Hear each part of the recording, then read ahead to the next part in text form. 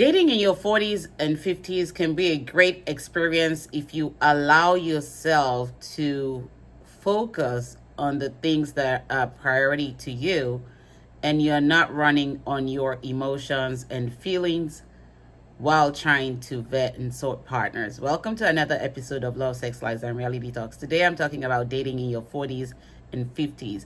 We all know that the older we grow, the more we think, oh, I may not be able to find a partner, the more you think, oh, dating can be challenging, and especially when you don't have relationship goals set and you don't really know what your requirements are and you don't have a vision or core values, then it becomes very challenging to know what you're looking for in your 40s and 50s while dating. As I've always shared with you, and from my book on Becoming Restored, dating is a vetting and sorting game where you vet and sort partners based on your core values, your relationship requirements, and your relationship goals. It is not for you to get carried away in your emotions and feelings because those expire.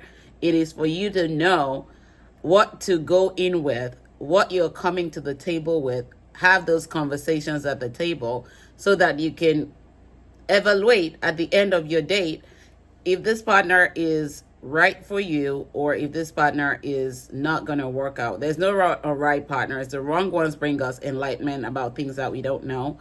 And the one we call the right ones are the ones that we go on a date with, but at the end may sometimes not be the right one.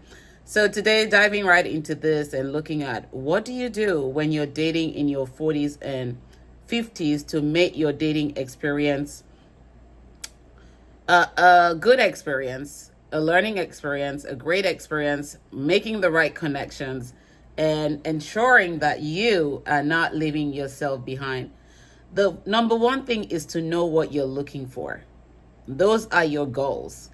If you have those goals set, if you have your core values that are in alignment with your goals, and you're going to date, you're able to vet and sort that partner based on your goals and your requirements, and you're not going to leave yourself behind in that instance. You're going to ensure that those are the drivers for your conversations. And the second thing is to be open-minded. When you're going on this date, have an open mind, be willing to meet different type of people. The reality of it is we say this person is not my type, but that person may be the one that will work out for you because you haven't even, if you look at the physical alone and you're not looking at other things that will help you evaluate based on your core values, you may miss out because your core values and your requirements and goals should be the driver. And then you're able to see if this person can complement you. If they can't, then maybe just keep it on a friendship level or figure out, this didn't work out. It's a mutual agreement. Let's move on. But be open-minded, be vulnerable to share without trying to impress. Impression sometimes doesn't work on the long run. Impression is a temporary thing. It's like a want. And when you impress somebody but they can't see your actions matching up with your words later on, they move on. They ghost. And you don't want to be ghosted. Number 3 is be honest about everything. The conversation, your experiences, be honest as you're being open-minded, as you're being vulnerable, as you're being upfront about what you're looking for. Be honest with that person with the feedback that you're giving to him or her so that they're not thinking, oh, this is going to be another next date. You already know what you want. You can easily have that conversation based on what you want. And you can really tell that partner, hey, in all honesty, I don't think this will work. So let's try and do another date. Let's just keep it on the friendship level. And you can't really know somebody or understand them until you've been in that path for like 6 to 9 months because people mask and people fluff. And so when people mask, they present to you who they're not. But if you truly know who you are and if you really know your goals and core values and what your drivers are, you're able to identify the red flags while you're having conversations with them and you're not getting carried away in all the fluff, in all the packaging. You already know what you're looking for. So, and then have good conversations. The conversations that are intelligent, the conversations that are outside of romance. Have conversations about life, have conversations about finances so you can evaluate where they are emotionally, mentally, financially, spiritually, relationship wise with other people. You can evaluate those things when you're going on the date and having those conversations. Because in your 40s and 50s, you're not looking for the 20s and teens happily ever after. You're kind of more coincides about what you're looking for. You're not looking for packaging and fluff. So you can better evaluate. And then you also want to have conversations around family and friends to see how they relate with other people. What is the family dynamics like? What does that landscape look like, especially emotionally and mentally? And then where they're friends, what level of intelligence is this person operating on, and their friends? How do they critically think? How do they make decisions? How does that play into the kind of friends that they have, and into the relationship with family that they have? Because this is you in your 40s and 50s, and you're looking for a lifetime relationship. You may not be looking for situationship. So you have to have those conversations that help you lead to where you're going. And then social wise, get support network. You may have friends that you talk to, and make sure that your inner circle, not just fair weather friends, not just acquaintances, but your inner circle to help you vet and sort based on what you're seeing. Because sometimes the second eye is good, or the third party is the third eye, not parties, because parties can tell you their opinion based on where they're operating from and not necessarily where you need to be. But when you have your inner circle, you're able to have that conversation with them to say, hey, I went on the date today. This is how I felt about this person.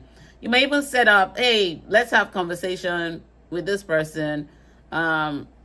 Invite them so that your friends and family members can help you evaluate and vet. If you're getting more into 3-4 dates and you're beginning to think this may be something I want to explore, have your friends and family members that are in your inner circle help you evaluate that person so that you're not limiting yourself.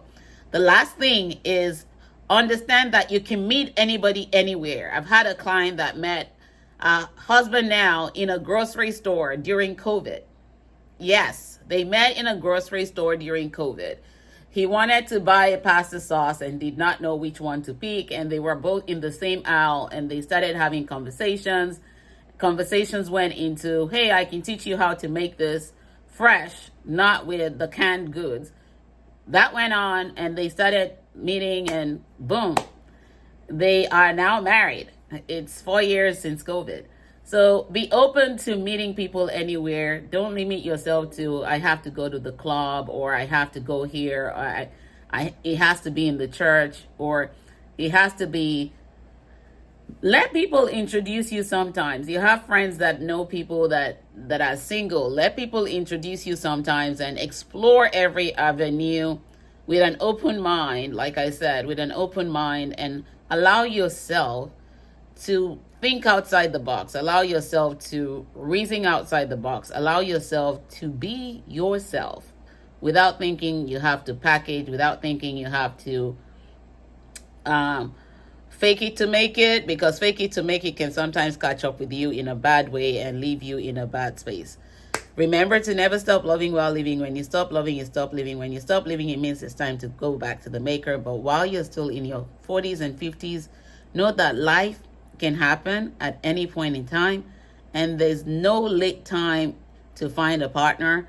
But don't make it the focus, because then you may become beggy, needy, clingy, codependent, and that's not what you want. You want to be able to vet and sort the partner based on your goals and your core values. And if you allow yourself to also discover yourself while you're waiting, that helps you to be in a better mindset, to be more healthy with yourself, to attract more healthy relationships to yourself. And remember, your past is not a measure of the partner that you're looking for. Your past was a learning experience for you to evolve so that you know what you need in your space, you're meeting your needs, and you're attracting somebody who can complement and support you for a lifetime.